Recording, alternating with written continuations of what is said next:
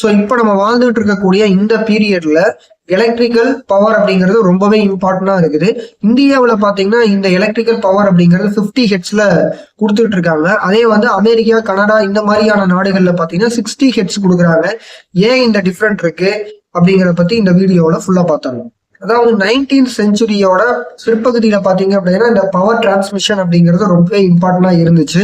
So electrical பவரை வந்து கண்டுபிடிச்சதுக்கு அப்புறம் அதை டிரான்ஸ்மிட் பண்றதுக்கு ஒரு முழுமையான ஸ்டாண்டர்ட்ஸ் வந்து எந்த நாட்டிலையுமே இல்லை. ஸோ குளோபலா ஒரு ஸ்டாண்டர்ட் இல்லாதனால நிறைய எலக்ட்ரிக்கல் கம்பெனி அதே மாதிரி இன்ஜினியர்ஸ் எல்லாரும் வந்து என்ன பண்ணாங்க அப்படின்னா நிறைய ஃப்ரீக்வன்சியில வந்து ப்ராஜெக்ட்ஸ் பண்ணிக்கிட்டே இருந்தாங்க. ஸோ ஃப்ரீக்வன்சி அப்படிங்கிறது தான் 50 ஹெட்ஸ்னு சொல்றது, அதே மாதிரி 60 ஹெட்ஸ் அப்படின்னு சொல்றது. ஸோ ஃப்ரீக்வன்சியோட யூனிட் தான் இந்த ஹெட்ஸ் அப்படின்னு சொல்லுவாங்க. ஸோ இந்த ஃப்ரீக்வன்சியில 50 ஹெட்ஸ் அப்படின்னா என்ன மீனிங் அப்படின்னு கேட்டீங்கன்னா நம்ம யூஸ் பண்ணக்கூடியது ஆல்டர்னேட்டிவ் கரண்ட் அப்படின்னு சொல்லலாம். அதாவது மாறு திசை மின்னோட்டம். ஸோ பாசிட்டிவ் நெகட்டிவ் இந்த மாதிரி வந்து மாறிக்கிட்டே இருக்கும், ஒரு சைன் வேவ் மாதிரி போய்கிட்டே இருக்கும்.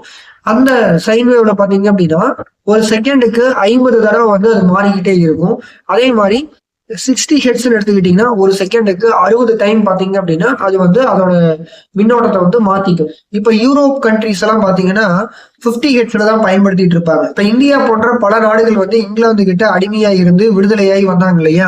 சோ அதனால அவங்க எல்லாமே பாத்தீங்கன்னா 50 ஹெட்ஸ்ல யூஸ் பண்ணிட்டு இருப்பாங்க. சோ இப்ப அமெரிக்காவை பேஸ் பண்ணி இருந்த நாடுகள் எல்லாருமே வந்து 60 ஹெட்ஸ்ல அந்த பவரை வந்து டிரான்ஸ்மிட் பண்ணிட்டு இருந்தாங்க.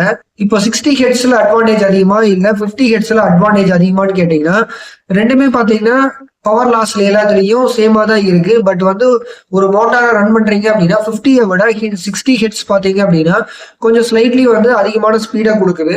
வெரி லாங் டிஸ்டன்ஸுக்கு 60 ஹெட்ஸ் யூஸ் பண்ணீங்க அப்படின்னா பெட்டரா இருக்குன்னு சொல்றாங்க. சில டிவைசஸ் எல்லாம் என்ன பண்ணாது அப்படின்னா 50 ஹெட்ஸ்ல இருந்து 60 ஹெட்ஸ் போகும்போது ஒர்க் ஆகாம இருக்கலாம். இதை அவாய்ட் பண்றதுக்கு சில டிராவலர்ஸ் எல்லாம் என்ன பண்ணுவாங்க அப்படின்னா ஃப்ரீக்வன்சி கன்வெர்ட்டரை வந்து யூஸ் பண்ணி அந்த எலக்ட்ரானிக் கேஜெட்ஸை பின் பண்ணிக்குவாங்க.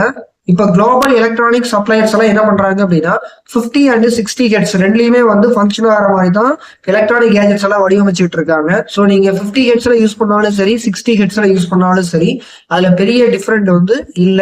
இது எல்லாமே பாத்தீங்கன்னா ஹிஸ்டாரிக்கல் டெவலப்மெண்ட்டை தான் நம்ம எடுத்துக்க முடியும். அதாவது அவங்க பவர் டிரான்ஸ்மிஷன் பண்ண ஆரம்பிச்ச டைம்ல பாத்தீங்கன்னா குளோபலா ஒரு ஸ்டாண்டர்ட் இல்லாதனால அவங்கவுங்க ரிசர்ச் பண்ணின அந்த ஃப்ரீக்வன்சில என்ன பண்ணியிருக்காங்கன்னா பவரை வந்து டிரான்ஸ்மிட் பண்ணியிருக்காங்க. அது இப்போ வரைக்கும் அதை ஃபாலோ பண்ணிட்டு இருக்காங்க.